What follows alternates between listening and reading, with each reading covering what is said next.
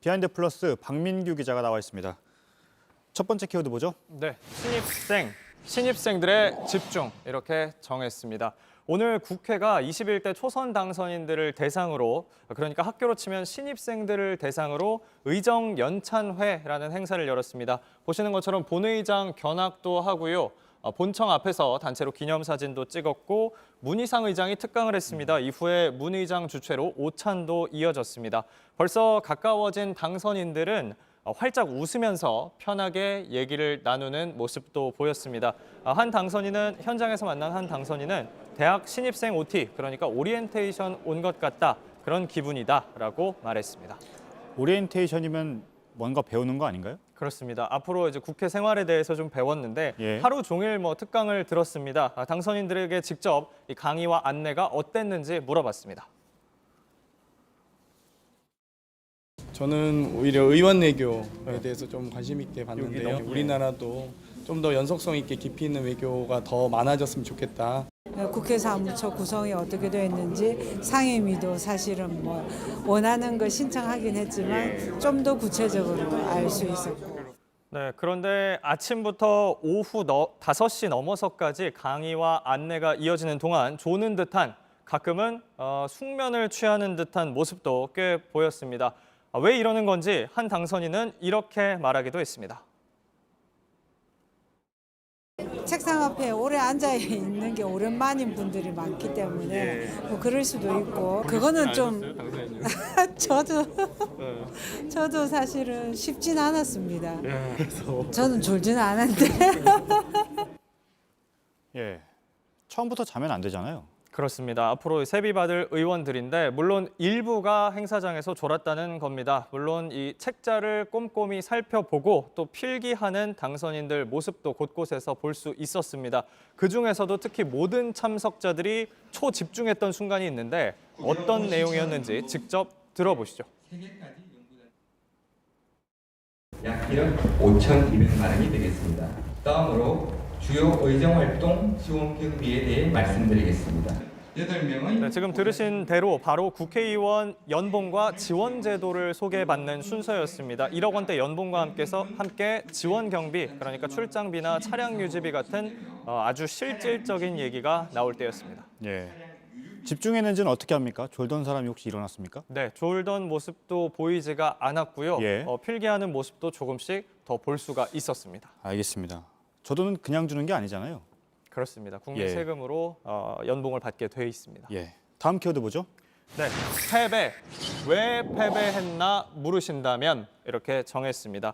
오늘 미래통합당에선 총선 패인 분석하는 평가회가 열렸습니다. 앞서 탈당한 의원이나 개별 의원들이 토론회 주최하긴 했지만 오늘은 총선 때 선대위원장이었던 심재철 전 원내대표가 주최했습니다.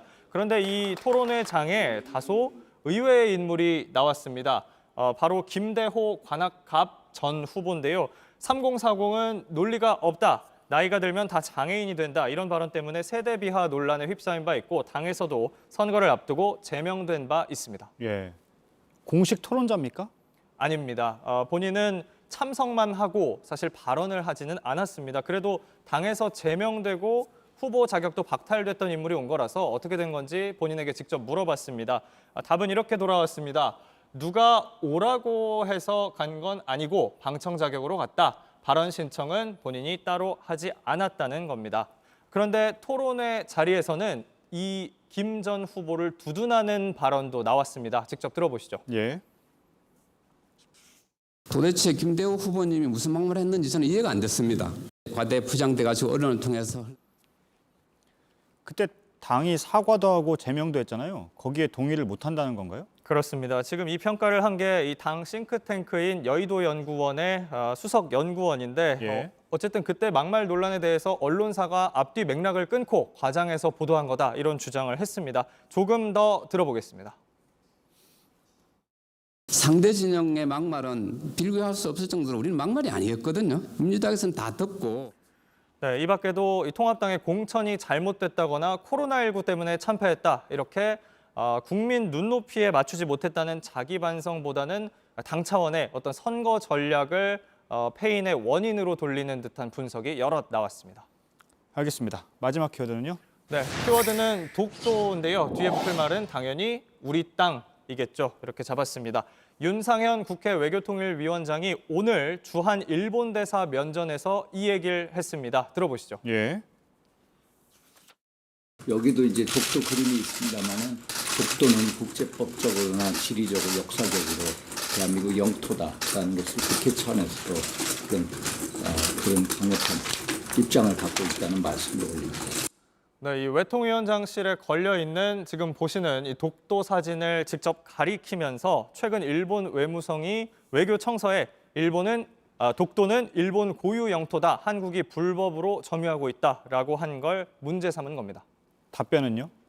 예상대로였습니다. 이 도미타 고지 주한 일본 대사가 답을 했는데 외교청서에 대해서 늘 유지해왔던 일본의 입장이 설명돼 있고 새로운 입장은 없다고 했습니다. 예. 일본은 정말 안 바뀌네요. 그렇습니다. 일본에서는 그런데 한술 더 떠서요. 이런 일도 있었습니다. 일본 방위상 고노다로 방위상이 자신의 집무실에 한반도기가 액자에 걸려 있는 사진을 자기 트위터에 올린 겁니다. 사실 이게 최근 새로 내건 것도 아닙니다. 전임자 시절부터 이 방위상 집무실에 걸어둬서 신경을 좀 쓰이게 했던 물건인데 그런데 이걸 굳이 외교청서 보고 시점에 맞춰서 다시 한번 노출시킨 것, 뭔가 의도가 있는 게 아니냐 이런 지적이 나왔습니다. 알겠습니다. 잘 들었습니다. 박민규 기자였습니다.